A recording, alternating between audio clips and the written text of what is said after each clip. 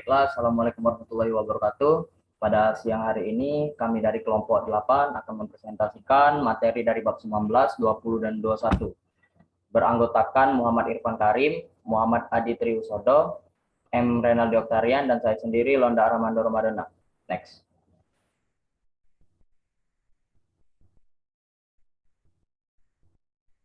Oke, untuk bab pertama akan dibacakan oleh Saudara Irfan. Kepada Saudara Irfan, dipersilakan. Baik, terima kasih. Bab 19, uji coba software tingkat komponen. Apa? Merupakan uji coba software untuk menemukan kesalahan yang mungkin terjadi ketika software didesain dan dibentuk. Uji coba tingkat komponen bermaksud untuk menguji satu-satu komponen yang ada pada software dan mengintegrasikan ke sistem tempat bekerja. Siapa? Pihak yang melakukan uji coba software biasanya spesialis uji coba, project manager, dan software engineer. Strategi pendekatan terhadap uji coba software. Uji coba software merupakan kegiatan yang bisa direncanakan sebelumnya dan dilakukan secara sistematik. Dengan alasan tersebut, maka uji coba software mempunyai template yang berisi langkah-langkah yang mana akan menempatkan secara spesifik teknik kasus, pengujian desain, dan metode pengujian yang didefinisikan untuk proses software. Biasanya template pengujian berisi seperti berikut. Melakukan pengujian yang efektif dengan mengabaikan beberapa kesalahan, lalu memulai pengujian pada tingkat komponen, dan berangsur keluar menuju integrasi penuh sistem, dan teknik pengujian yang berbeda sesuai dengan pendekatan teknik software pada waktu yang berbeda. Verifikasi dan validasi. Verifikasi mengarah ke serangkaian tugas untuk memastikan bahwa software mengimplementasikan fungsi spesifik secara benar. Validasi mengarah ke serangkaian tugas yang berbeda untuk memastikan bahwa software yang telah dibuat sesuai dengan permintaan pelanggan. Kedua proses ini termasuk dalam jaminan kualitas produk berupa technical review, audit kualitas dan konfigurasi, monitor performa, simulasi, studi kelayakan, dan masih banyak lagi. Organisir untuk uji coba software. Demi mencapai hasil uji coba yang objektif, dibuatlah peran dari tim independen uji coba untuk menguji software dengan didampingi dari tim pengembang itu sendiri. Tim independen uji coba akan melaporkan kepada organisasi apabila terdapat kesalahan dalam uji coba software. Gambaran besar.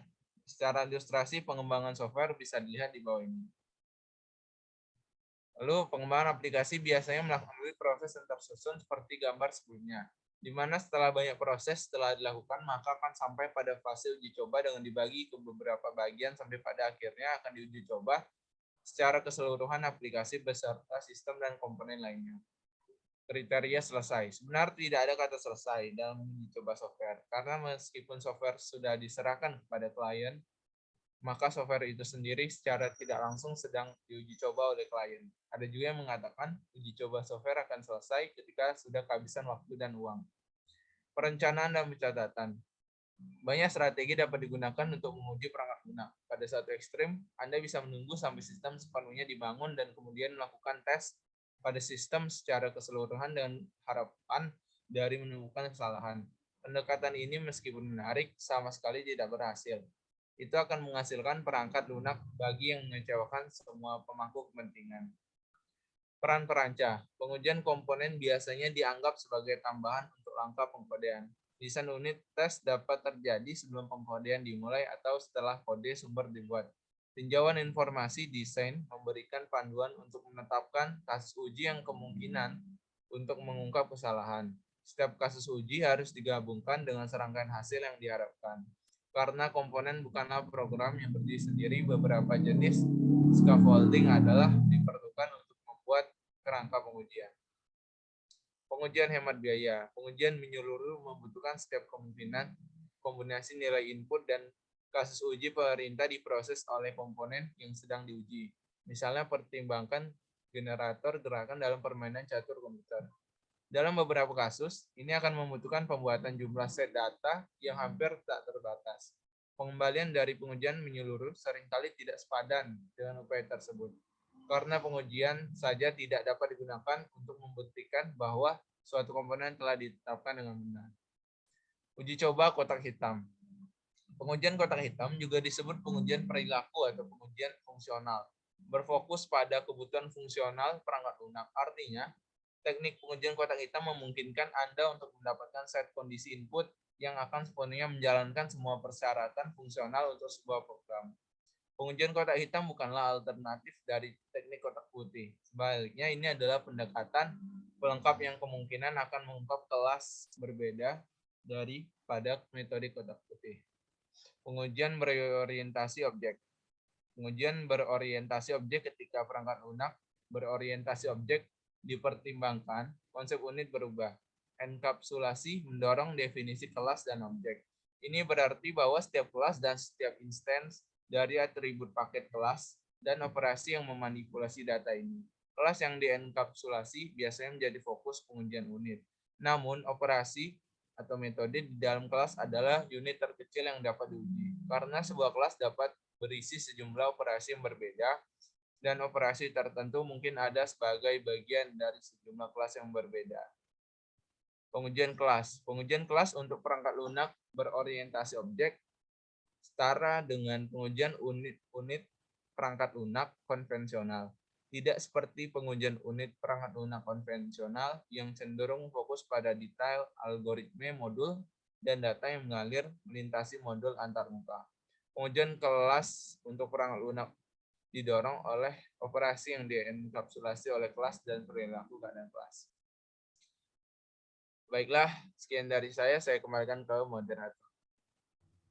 Baiklah, terima kasih Saudara Irfan. Selanjutnya akan dibacakan oleh Saudara Renaldi mengenai bab 20. Kepada Saudara Renaldi, dipersilahkan. Terima kasih moderator, saya akan melanjutkan bab 20. Software Testing Integration Level. Software Testing Fundamentals, setiap produk rekayasa, dan sebagian besar hal lainnya dapat diuji dalam salah satu dari dua cara, sebagaimana sebagai berikut. 1. Mengetahui fungsi ditentukan bahwa suatu produk telah dirancang. 2. Mengetahui cara internal suatu produk. Pengujian dapat dilakukan untuk memastikan bahwa semua operasi internal dilakukan sesuai dengan spesifikasi dan semua komponen internal telah dilaksanakan secara memadai. Next.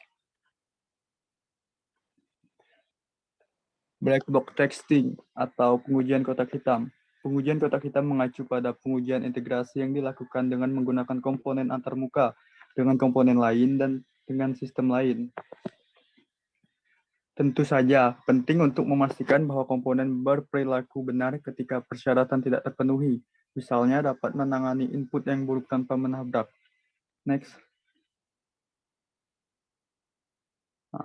Contoh black box testing dengan equivalence partitioning. Contoh black box testing dengan equivalence partitioning pemeliharaan data untuk aplikasi bank yang sudah diotomatisasikan. Pemakaian dapat memutar nomor telepon bank dengan menggunakan mikrokomputer yang terhubung dengan password yang telah ditentukan dan diikuti oleh perintah-perintah. Contohnya, kode area 0 atau 3 digit, prefix dengan 3 digit atau tidak diawali 0 atau 1, suffix dengan 4 digit, password 6 digit alfanumerik, perintah dengan cek deposit, dan lain-lain. Selanjutnya, kondisi input digabungkan dengan pemeliharaan data untuk aplikasi bank yang sudah diotomatisasikan. Pemakai dapat memutar nomor telepon bank dengan menggunakan mikrokomputer yang terhubung dengan password yang telah ditentukan dan diikuti oleh perintah-perintah. Data yang diterima adalah kode area, prefix, suffix, password, dan perintah. Next. Kode area kondisi input atau boolean. Kode area mungkin ada atau tidak kondisi input. Range nilai ditentukan antara 200 sampai 999. Prefix kondisi input range lebih dari 200 atau tidak diawali 0 atau 1. Suffix kondisi input nilai 4 digit. Password kondisi input boolean. Password mungkin diperlukan atau tidak. Kondisi input nilai dengan 6 karakter string. Perintah kondisi input set berisi perintah-perintah yang telah didefinisikan.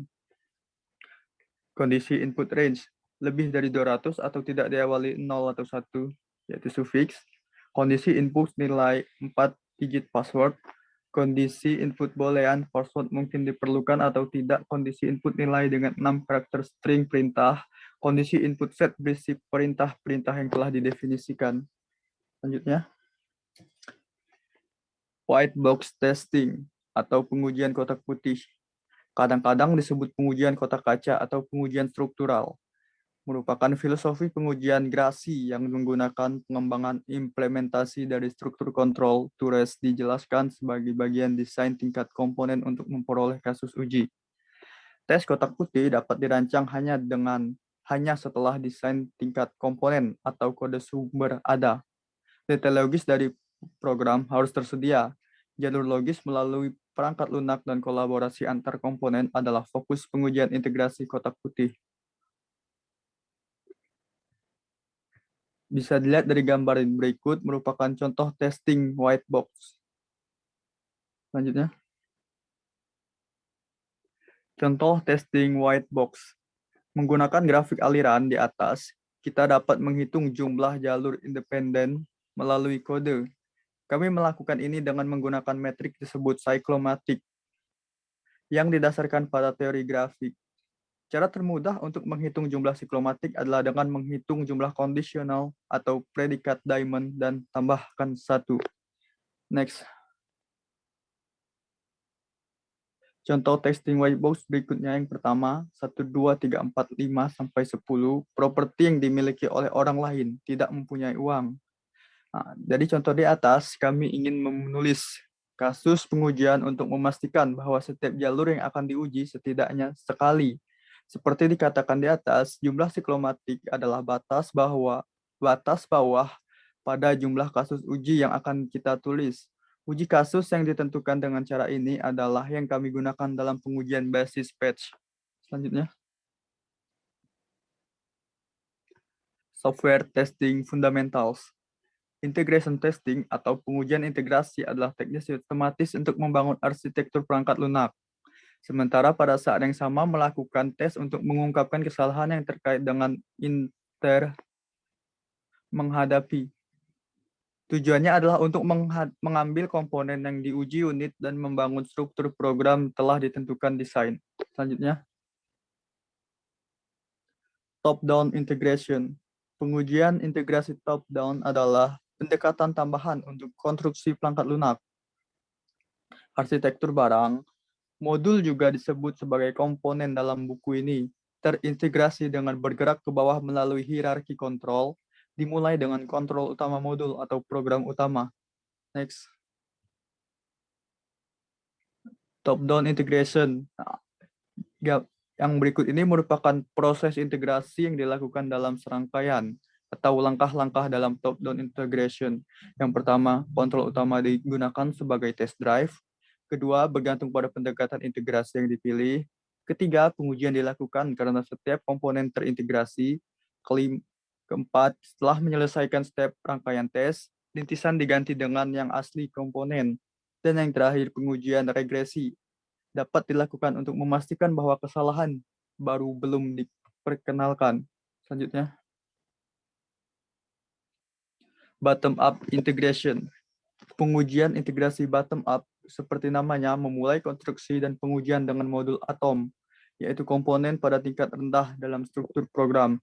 Integrasi bottom-up menghilangkan kebutuhan akan stub yang kompleks, karena komponen terintegrasi dari bawah ke atas. Selanjutnya. Sebuah strategi integrasi bottom-up dapat dilaksanakan dengan langkah-langkah sebagai berikut. Yang pertama, komponen tingkat rendah dihubungkan. Yang kedua, driver. Ketiga, cluster diuji. Dan yang kelima, driver dihapus dan cluster digabungkan. Selanjutnya. Continuous integration. Continuous integration atau pengujian berkelanjutan adalah praktik menghubungkan komponen ke dalam perangkat lunak yang berkembang. Peningkatan wear sekali atau lebih setiap hari. Next. Continuous integration. Dalam continuous integration atau biasa disebut dengan smoke testing approach, meliputi kegiatan sebagai berikut. Yang pertama, komponen perangkat lunak yang telah diterjemahkan ke dalam kode. Dan yang kedua, serangkaian pengujian dirancang untuk mengekspos kesalahan yang akan membuat build dari menjalankan fungsinya. Dan yang terakhir, build terintegrasi dengan build lain dan seluruh produk. Frekuensi pengujian di atas atau pengujian harian memberi manajer dan praktisi gambaran yang realistis penilaian kemajuan pengujian integrasi. Selanjutnya, integration test work products. Rencana keseluruhan untuk integrasi perangkat lunak dan deskripsi tes khusus adalah didokumentasikan dalam spesifikasi pengujian. Produk kerja ini menggabungkan rencana pengujian dan prosedur pengujian dan menjadi bagian dari konfigurasi perangkat lunak. Misalnya, pengujian integrasi untuk keamanan safe home system dapat dibagi menjadi fase pengujian berikut, di mana integrasi penggunaan processing, fungsi komunikasi, dan pemrosesan alarm. Selanjutnya, artificial intelligence and regression testing. Pengujian regresi atau regression testing dapat dilakukan secara manual dengan mengeksekusi kembali subset dari semua pengujian atau menggunakan alat tangkap pemutaran otomatis. Rangkaian uji regresi berisi 3 kelas berbeda dari kasus. Contoh, pengujian yang berrepresentasi yang akan dilakukan semua fungsi perangkat lunak, tes tambahan yang berfokus pada fungsi perangkat lunak. Oleh karena itu, rangkaian uji regresi harus dirancang untuk hanya menyertakan pengujian yang mengatasi satu atau lebih kelas kesalahan di setiap fungsi program utama. Sebuah software dapat menguji independensi di antara komponen dalam peningkatan perangkat lunak. Kemungkinan lain adalah menggunakan teknik pembelajaran mesin untuk memilih set kasus uji yang akan mengoptimalkan penemuan kesalahan kolaborasi komponen. Next. Integration testing in the context. Ada 2 strategi berbeda untuk pengujian integrasi sistem pengujian berbasis dan pengujian berbasis penggunaan. Pendekatan integrasi kedua, pengujian berbasis penggunaan, memulai pembangunan sistem dengan menguji kelas-kelas tersebut. Setelah kelas independen diuji, lapisan kelas berikutnya yang akan disebut kelas independen yang menggunakan kelas independen yang diuji. Selanjutnya, fault-based test case design. Penting untuk dicatat bahwa pengujian integrasi mencoba menemukan kesalahan di klien objek bukan server. Dinyatakan dalam istilah konvensional, fokus pengujian integrasi adalah untuk menentukan apakah ada kesalahan dalam kode panggilan, bukan kode dipanggil. Pendekatan untuk pengujian partisi multi-kelas mirip dengan pendekatan yang digunakan pengujian partisi kelas individu. Berikutnya, skenario based test case design. Desain kasus uji menjadi lebih rumit karena integrasi berorientasi objek sistem dimulai. Pada tahap inilah pengujian kolaborasi antar kelas harus mulai. Untuk mengilustrasikan, pembuatan kasus uji antar kelas seperti pengujian kelas individu, pengujian kelas kolaborasi kelas dapat dikembangkan dengan menerapkan metode acak dan partisi serta pengujian berbasis skenario dan tes perilaku. Selanjutnya, validation testing. Validasi dapat didefinisikan dalam banyak cara, tetapi definisi sederhana adalah bahwa validasi berhasil ketika perangkat lunak berfungsi dengan cara wajar diharapkan oleh pelanggan. Elemen penting dari proses validasi adalah tinjauan konfigurasi. Niatnya tinjauan adalah untuk memastikan bahwa semua elemen konfigurasi perangkat lunak telah dikembangkan dengan benar, dikatalogkan, dan memiliki detail yang diperlukan untuk meningkatkan dukungan kegiatan. Tinjauan konfigurasi terkadang disebut audit. Selanjutnya, testing pattern. Penggunaan pola atau pattern sebagai mekanisme untuk menggambarkan solusi untuk masalah desain tertentu. Pola pengujian menjelaskan masalah pengujian umum dan solusinya dapat membantu dalam menghadapinya. Testing patterns terbagi menjadi 3. Yang pertama, pair testing abstract, pair test interface, skenario testing abstract. Selanjutnya, summary. Pengujian integrasi membangun arsitektur perangkat lunak sementara pada saat yang sama melakukan tes untuk mengungkapkan kesalahan yang terkait dengan antarmuka antara komponen perangkat lunak. Itu tujuannya adalah untuk mengambil komponen yang diuji unit dan membangun struktur program yang telah ditentukan oleh desain. Selanjutnya, mungkin itu saja yang bisa saya sampaikan. Saya kembalikan ke moderator.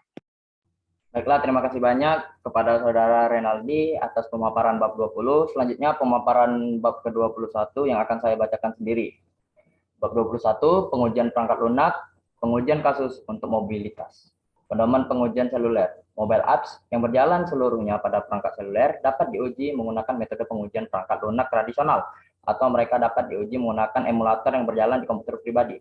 Mobile apps diharapkan memberikan banyak fungsional dan keandalan kompleks yang ditentukan di aplikasi desktop, tetapi mereka tetap berada di platform seluler dengan sumber daya yang relatif terbatas. Next. Baik, panduan berikut memberikan dasar untuk pengujian aplikasi seluler. Pertama, pahami landscape jaringan dan perangkat sebelum pengujian. Kedua, lakukan pengujian dalam kondisi pengujian dunia nyata. Ketiga, pilih alat uji otomatis yang tepat. Yang keempat, gunakan metode matriks platform perangkat berbobot untuk mengidentifikasi kombinasi perangkat keras atau platform yang paling penting untuk diuji.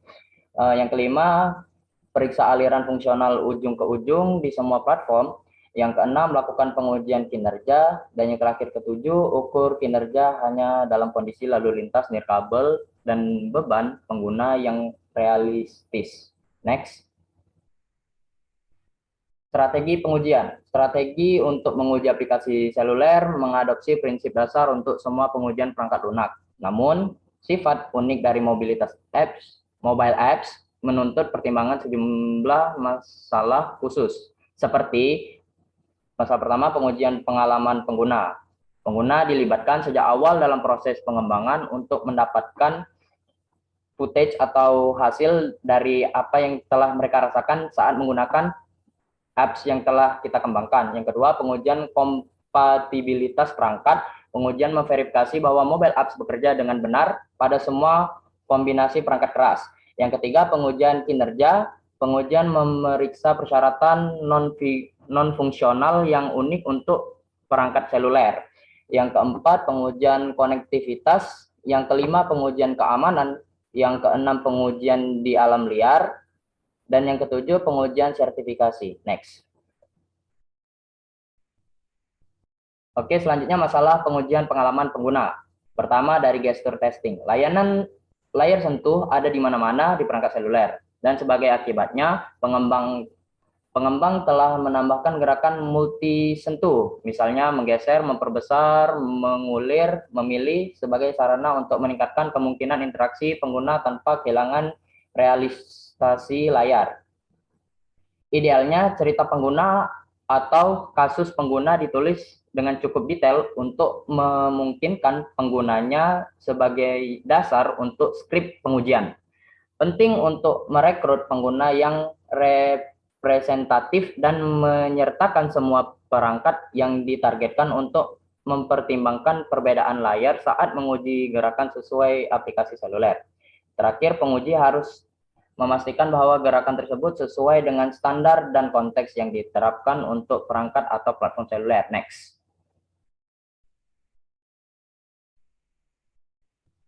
Next. Oke, selanjutnya masukkan keyboard virtual. Keyboard virtual biasanya lebih kecil dari keyboard komputer pribadi. Dan oleh karena itu sulit untuk mengetik dengan 10 jari karena kunci itu sendiri lebih kecil dan lebih sulit untuk ditekan dan tidak memberikan umpan balik yang taktil. Mobile apps harus diuji untuk memastikan bahwa itu memungkinkan koreksi kesalahan yang mudah dan dapat mengelola kata-kata yang salah ketik tanpa menengok. Teknologi prediktif, yaitu perlengkapan otomatis kata yang diketik sebagian sering digunakan untuk keyboard virtual untuk membantu mempercepat input pengguna. Next. Masukan suara dan pengenalan suara. Penguji kualitas dan keamanan masukan dan pengenalan suara harus mempertimbangkan kondisi lingkungan dan variasi suara individu. Penting untuk mencatat kesalahan untuk membantu pengembangan peningkatan kemampuan aplikasi seluler untuk proses masukan ucapan. Next. Peringatan dan kondisi spesial. Saat aplikasi seluler berjalan dalam lingkungan waktu yang nyata, ada beberapa faktor yang mempengaruhi perilakunya, misalnya sinyal Wi-Fi yang mungkin hilang, atau teks pesan, atau panggilan telepon, atau peringatan kalender yang masuk mungkin diterima saat pengguna bekerja dengan mobile apps. Faktor-faktor ini dapat mengganggu alur kerja pengguna mobile apps, namun sebagian besar pengguna memilih untuk mengizinkan peringatan dan gangguan lain saat mereka bekerja. Oke. Tes pemulihan adalah pengujian sistem yang memaksa perangkat lunak untuk gagal dalam berbagai cara dan memverifikasi bahwa pemulihan dilakukan dengan benar. Jika pemulihan dilakukan secara otomatis atau dilakukan oleh sistem itu sendiri, inisialisasi ulang mekanisme pemeriksaan, pemulihan data, dan restart dievaluasi kebenarannya. Jika pemulihan memerlukan intervensi manusia, man time to repair atau MTTR, dievaluasi untuk menentukan apakah masih dalam batas yang dapat diterima. Next. Oke, pengujian aplikasi web. Strategi untuk pengujian web app mengadopsi prinsip-prinsip dasar untuk semua pengujian perangkat lunak dan menerapkan strategi dan taktik yang digunakan untuk sistem berorientasi objek. Oke, langkah-langkah berikut merangkum pendekatan tersebut. Pertama, model konten untuk web. Yang kedua, model antarmuka yang ditinjau untuk memastikan bahwa semua kasus pengguna dapat diakomodasi. Yang ketiga, model desain. Yang keempat, antarmuka pengguna diuji untuk mengungkap kesalahan dalam presentasi. Yang kelima, setiap komponen fungsional unit diuji. Yang keenam, navigasi di seluruh arsitektur diuji. Yang ketujuh, web app diimplementasikan dalam berbagai konfigurasi lingkungan. Yang ke-8, tes keamanan dilakukan dalam upaya untuk mengeksploitasi kerentanan di web app atau di dalam lingkungannya. Yang ke-9, tes kinerja dilakukan. Yang terakhir, web app diuji oleh populasi pengguna akhir yang terkontrol dan terpantau. Hasil interaksi mereka dengan sistem dievaluasi untuk kesalahan. Oke. Karena banyak web apps berevolusi secara terus-menerus, proses pengujian merupakan aktivasi berkelanjutan yang dilakukan oleh staf pendukung yang menggunakan uji regresi yang berasal dari pengujian yang dikembangkan oleh saat web app pertama kali direkayasa. Next. Strategi pengujian web. Pada gambar di bawah nanti, menyandingkan proses pengujian mobilitas dengan piramida desain untuk web apps. Perhatikan bahwa saat alur pengujian berjalan dari kiri ke kanan dan atas ke bawah, elemen desain web yang terlihat oleh pengguna diuji terlebih dahulu, diikuti elemen desain infrastruktur. Karena banyak aplikasi berevolusi secara terus-menerus, proses pengujian merupakan aktivasi yang berkelanjutan, sama seperti di slide sebelumnya yang telah dijelaskan tadi. Next. Inilah bentuk gambar 2.1 yang dibahas di slide sebelumnya. Next. Oke, pengujian konten. Kesalahan dalam konten web apps bisa sepele seperti kesalahan ketik kecil atau sama pentingnya dengan informasi yang salah, organisasi yang tidak tepat, dan pelanggaran undang-undang kekayaan intelektual.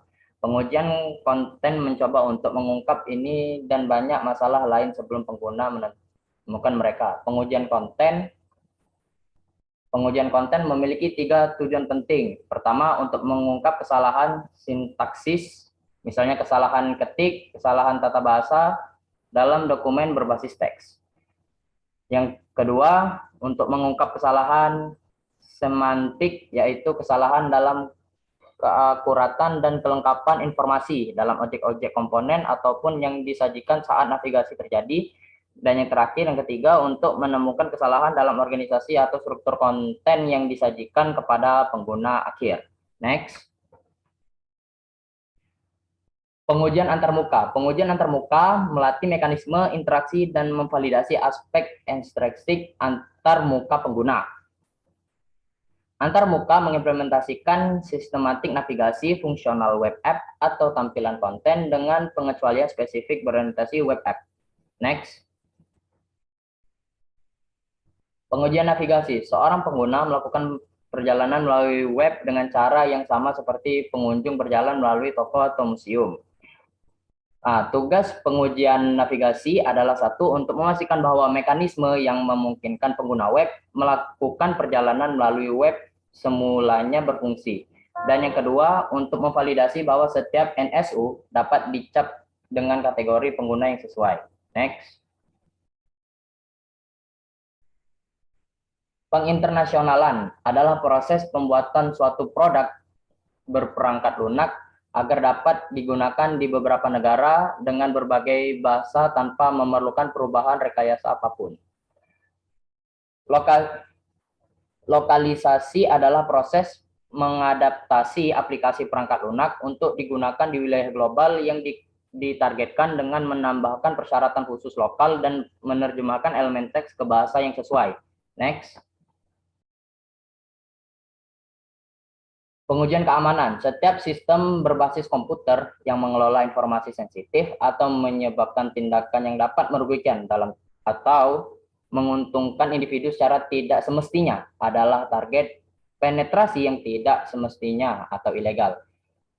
Tes keamanan dirancang untuk menyelidiki kerentanan lingkungan sisi klien, komunikasi jaringan yang terjadi saat data ditelusurkan dari klien ke server dan kembali lagi, dan lingkungan sisi server. Masing-masing dominan ini dapat diserang dan merupakan tugas penguji keamanan untuk mengungkap kelemahan yang dapat dieksploitasi oleh mereka yang berniat melakukannya. Next. Pengujian kinerja. Pengujian kinerja akan membantu menjawab pertanyaan-pertanyaan sebagai berikut. Pertama, apakah waktu respon server menurun ke titik yang terlihat dan tidak dapat diterima? Yang kedua, titik mana? Dalam hal ini itu ialah pengguna transaksi atau muatan data kinerja menjadi tidak dapat diterima. Yang ketiga, komponen sistem apa yang bertanggung jawab atas penurunan kinerja. Yang keempat, berapa waktu respon rata-rata untuk pengguna di bawah berbagai kondisi pemuatan. Yang kelima, apakah penurunan kinerja berdampak pada keamanan sistem, dan lain sebagainya. Untuk mengembangkan jawaban atas pertanyaan-pertanyaan di atas, dua tes kinerja yang berbeda dilakukan. Pertama, pengujian beban memeriksa pemuatan dunia nyata pada berbagai tingkat beban dan dalam berbagai kombinasi. Yang kedua, tes stres memaksa pemuatan ditingkatkan ke titik puncaknya untuk menentukan seberapa besar kapasitas yang dapat ditangani oleh lingkungan aplikasi. Next. Saat pengujian berlangsung, pemuatan ke variabel berikut menentukan serangkaian kondisi pengujian. N melambangkan jumlah pengguna bersamaan, T jumlah transaksi online per satuan waktu, D beban data yang diproses oleh server per transaksi. Pengujian beban juga dapat digunakan untuk meningkatkan kecepatan koneksi yang direkomendasikan untuk pengguna web app atau throughput. Keseluruhan, P dihitung dengan cara berikut. P sama dengan N dikali T dikali D. Next. Sebagai contoh, pertimbangkan situs berita olahraga populer. Pada saat tertentu, 20.000 pengguna bersamaan mengajukan permintaan transaksi. T. Dengan waktu rata-rata setiap 2 menit sekali. Setiap transaksi memerlukan web app dan mengunduh artikel baru dengan panjang rata-rata 3 KB. Oleh karena itu, throughput dapat dihitung sebagai P sama dengan 20.000 dikali 0,5 dikali 3 KB dibagi 60 sama dengan 500 KB per detik, atau sama dengan 4 MB per second. Oleh karena itu, koneksi jaringan untuk server harus mendukung kecepatan data ini dan harus diuji untuk memastikannya. Next. Karena pengujian waktu nyata. Karena mobile app sering dikembangkan untuk beberapa perangkat dan dirancang untuk digunakan dalam banyak konteks dan lokasi yang berbeda, Wide Diverse Platform Matrix atau disingkat WDPM membantu memastikan bahwa cangkupan pengujian mencakup setiap kombinasi perangkat seluler dan variabel konteks. Langkah-langkah membangun WDPM untuk beberapa perangkat dan sistem operasi adalah: satu, membuat daftar varian sistem operasi yang penting sebagai label kolom matriks. Kedua, membuat daftar perangkat yang ditargetkan sebagai label baris matriks. Ketiga, tetapkan peringkat misalnya 0 sampai 10 untuk menentukan kepentingan relatif dari setiap sistem operasi. Yang keempat, menghitung produk dari setiap pemasangan peringkat dan memasukkan setiap produk sebagai entry cell dalam matriks. Oke. Perangkat seluler yang sebenarnya memiliki keterbatasan bawaan yang dipicu oleh kombinasi perangkat keras dan firmware yang dikirimkan dalam perangkat. Jika jangkauan platform perangkat potensial besar, akan mahal dan memakan waktu untuk melakukan pengujian mobile app. Next. Menguji sistem AI. Pengujian statis dan dinamis. Pengujian statis adalah teknik verifikasi perangkat lunak yang berfokus pada tinjauan daripada pengujian yang dapat dieksekusi. Pengujian dinamis untuk sistem AI adalah teknik validasi yang melatih kode sumber dengan kasus uji. Pengujian berbasis model atau model-based testing adalah teknik pengujian kotak hitam yang menggunakan informasi yang terkandung dalam model persyaratan atau khususnya cerita pengguna sebagai dasar untuk membuat kasus uji. Next. Sebagai dasar untuk desain kasus uji, teknik MBT membutuhkan 5 langkah. Yang pertama, analisis model perilaku. Yang kedua, lintas model perilaku. Yang ketiga, tinjau model perilaku. Yang keempat, jalan kasus uji. Dan yang terakhir, banding hasil aktual. MBT membantu mengungkap kesalahan dalam berperilaku perangkat lunak, dan sebagai konsekuensinya MBT sangat berguna saat menguji aplikasi yang ditargetkan oleh peristiwa seperti mobile app yang sadar konteks. Next.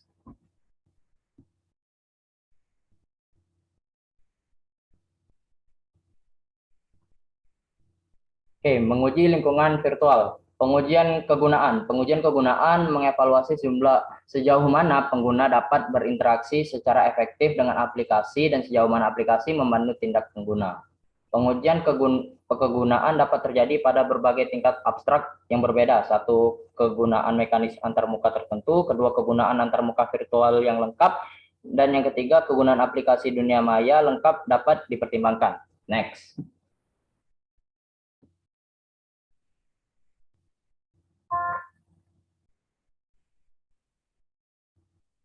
Next.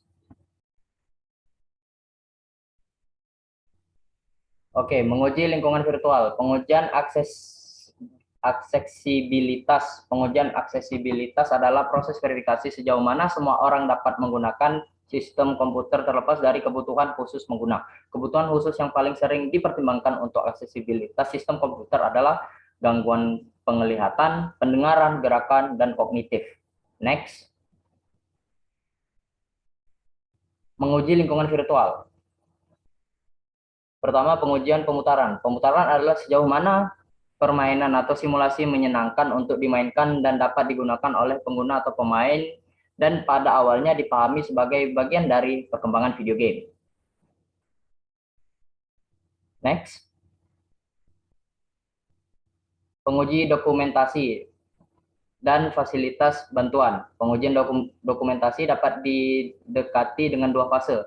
Pertama, tinjauan teknis, memeriksa dokumen untuk kejelasan editorial. Yang kedua, uji langsung menggunakan dokumentasi dalam hubungan dengan program yang sebenarnya. Next. Oke, terakhir rangkuman. Tujuan